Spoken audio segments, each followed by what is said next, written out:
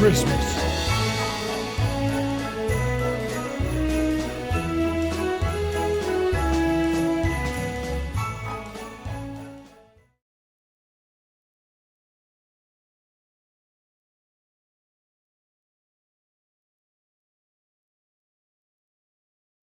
Hello everybody, this is Alessandra. Welcome to my home, welcome to my kitchen. Tonight I will be making for you cream puffs. Cream puffs with a light and delicious cream inside, custard with heavy cream. We call it Crema Chantilly. So let's get started with the ingredients. Don't worry, everything will be in the description and the recipe will be written out. So if you can't follow right now, it's okay. But let's get started. The first thing we're gonna make is the custard because it needs to go in the fridge. I usually make it the day before so it sits, and when I need it the next day, it's just perfect. But here are the ingredients for the custard. I have a cup of sugar, a third of a cup all-purpose flour plus a tablespoon, 4 egg yolks. This is a rather large lemon, so I'm going to use half a zest of the lemon, 2 cups of whole milk, and I have a vanilla pod that I'm going to open and scrape. Then part of the custard is going to be 2 cups of heavy cream and a third of a cup of powdered sugar. Now, for the cream puffs, let's move right over here. For the cream puffs, it's very simple. You can make half a recipe. It's basically 1 cup, 1 stick of butter, a cup of water, 4 to 5 eggs. But I'm doubling it up because I'm making a lot of the cream. So we have 2 cups of flour, 2 sticks of butter, 2 cups of water, 8 to 10 eggs, and I have a 1/4 teaspoon of salt. So, like I said, the first thing we're going to do, so I'm going to move away what I don't need right now is, and since you all know that this is my house, I don't have a cleanup crew, so these are the little tips that I use for myself, and I hope that they're beneficial for you too. I've separated the yolks from the whites, and I'm going to keep them in the fridge till I'm ready to use them. I have the vanilla pot. I'm going to, with a sharp knife, just make a slit on the very top. Just opened it. I'm going to scrape the seeds. But what I want to show you is that with the remaining, you see, scrape the seeds and just drop them right inside. But this is what I want to show you. This is my powdered sugar canister. What I like to do, instead of discarding the outside of the pod of the vanilla, I just add it in my powdered sugar, and what that does, it aromatizes the powdered sugar, so when you use it, it smells fabulous and it tastes wonderful. So that's what I do. Just a little tip. So now let's move over. This is very important. Okay, this is what we're going to do now. You're gonna start mixing the egg with the flour gently like this, okay? And then what you're going to do is start adding a little drop of the milk at a time. Not too much, because you don't want to create any flour bubbles. You want to make sure that, see, with a little bit of the liquid, you're able to work it. See, then make sure, just whip it up, make sure it gets all very well incorporated. Now the next thing is just add your milk. Keep stirring.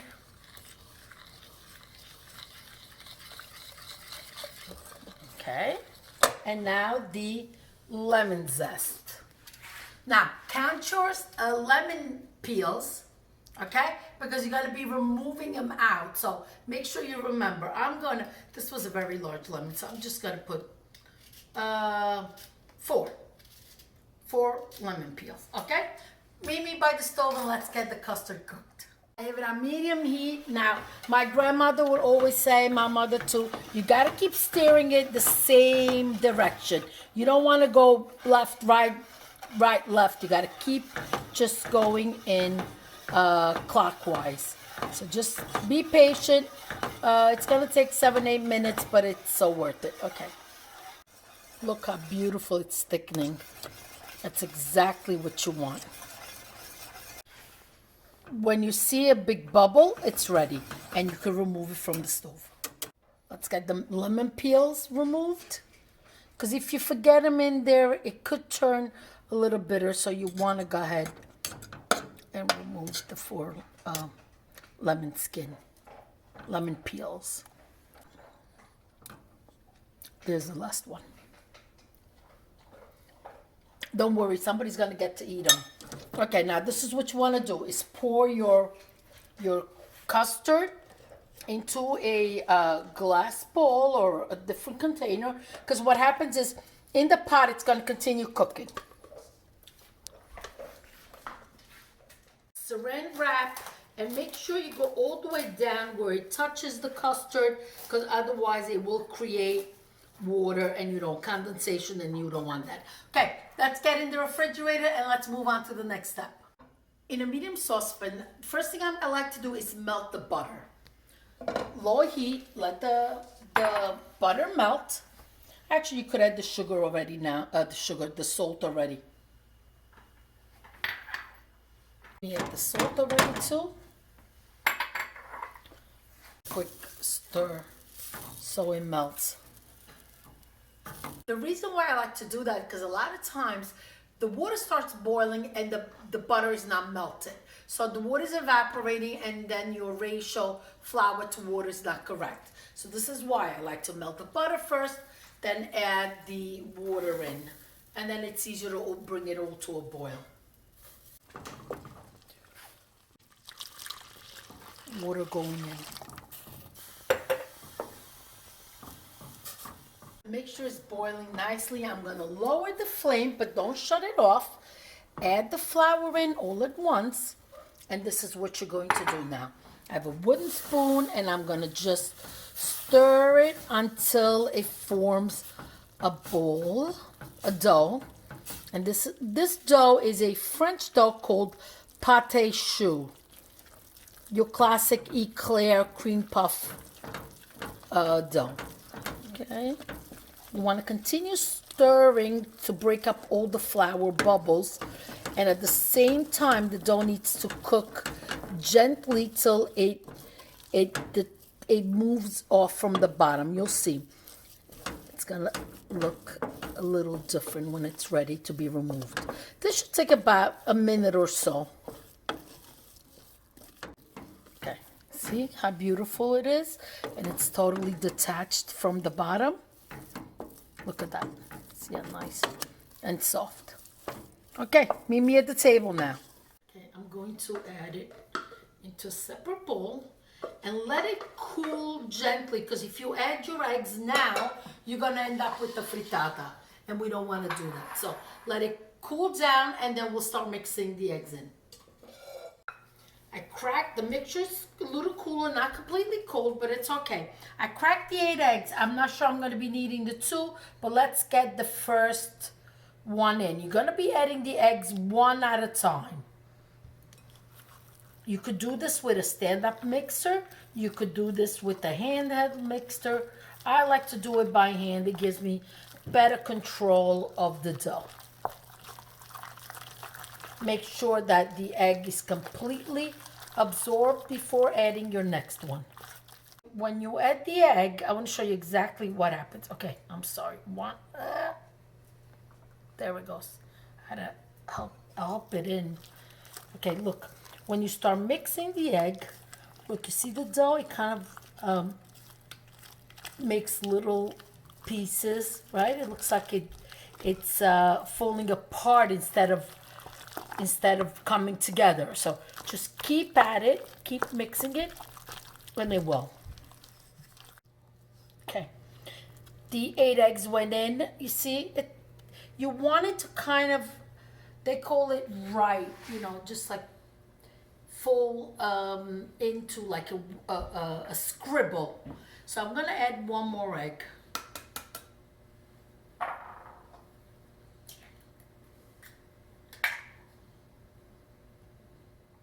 If you're making half a batch and you put the 4 eggs and then you think you need a little bit more, take the last egg, scramble it, and then add half in, and then check again if the dough looks right. That's just a little tip. See the difference now with the dough? Look at that. You see that? See how beautiful it is? Look at that. You see that? It's like a ribbon. It's perfect. Okay, let's, so get your oven on 375. Large cookie sheet with parchment paper, and I have a piping bag with a round tip. The tip measures 1 inch. If you have no tip, just use a piping bag, snip the front. If you don't have either one, just with a tablespoon, you dip and you move it out with your finger. They're gonna be perfect, you'll see. Fill up your piping bag.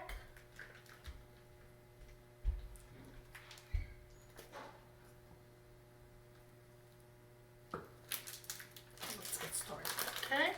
So with straight up pressure, you're just gonna form, okay?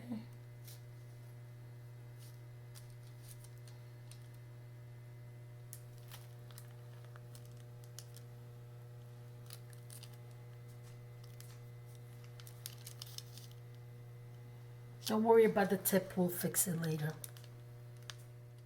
I want to show you with the tablespoon. So take the wet tablespoon, you could wet it too. Just grab about a tablespoon, just with your finger. You can wet your finger too. Just drop it on the cookie sheet. Again, get the tablespoon and drop it on the cookie sheet. The beautiful thing about this dough, it will get its own shape as we cook it. I'm gonna try to make them all the same. Now, the next thing I wanna show you for the tips, just take your wet finger and just push it down like this, so it doesn't have that sticking up tip right there like that. Okay, so I'm gonna put them in the oven at 375. I'm gonna time them and meet me back in a few. For the whipped cream, I like to use a stand-up mixer. First of all, I put the container in the fridge so it's nice and cold. So the cream goes in. Make sure everything is nice and cold. That makes a perfect whipped cream that doesn't fall apart. There goes the powdered sugar, which is 1/3 cup. And let's get that whipped up. The whipped cream is ready. Take a look. See, it's nice and firm. That's exactly what you want. I'm going to start adding the crema pasticcera in on a slow speed, okay?